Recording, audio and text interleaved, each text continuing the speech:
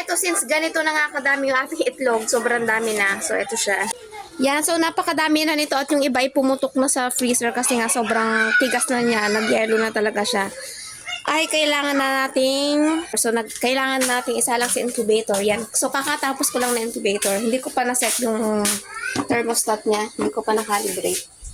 So, budget meal. Ito yung ating budget meal. So, ito nabili ko lang doon ng 10 pesos. So, ito ay dalawa. Pinagsanib ko lang siya kasi medyo malaking space. Tapos, cover lang siya. Lagyan ko na lang dito ng tela. Kasi wala siyang butas sa loob. Yan.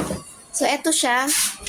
Yan. So, isa ng malaking crates ang ating ginawa. Yan, so kahon lang siya, as in kahon lang, yung ganyan itsura niya. At ito naman yung ating thermostat. So, tuturuan ko kayo kung paano mag-calibrate ng thermostat. Kasi yung nakaraan ay, na-calibrate ko na. Ay, para sa on, pindutin nyo lang tong, ito, set, para sa on. Yan, pag PO ay, kailangan ay iset nyo ng, para sa akin ay 37.2. So, kailangan, yan siya. Kailangan nag-blink siya. Yan. Pag nag-blink lang siya, so hanapin nyo yung 37.2. Ay. 37.2. Pag mamamatay siya.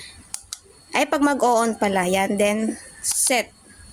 Tapos, kapag naman off, ay, ang inilalagay ko ay 37.8. So, kailangan ito ay P1. P1, yan. Tapos, kailangan nag-blink yung number para ma-adjust natin. Kailangan naman natin ay 37.8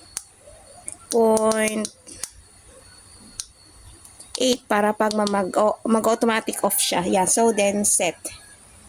So, ganun lang. At, tingnan ulit natin kung tayo ay successful.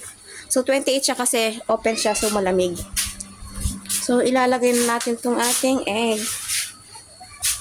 So, ito siya, 32 pieces. Yan, ganyan. At, lalagyan na natin ng tubig dito sa gilid. So, hindi naman niya matutumba kasi. Yan. So, may tubig dyan. Haharangan na lang natin. So, ito siya, may tubig na. Yan. So, tatakloban natin at titingnan natin kung okay yung ating pagsiset.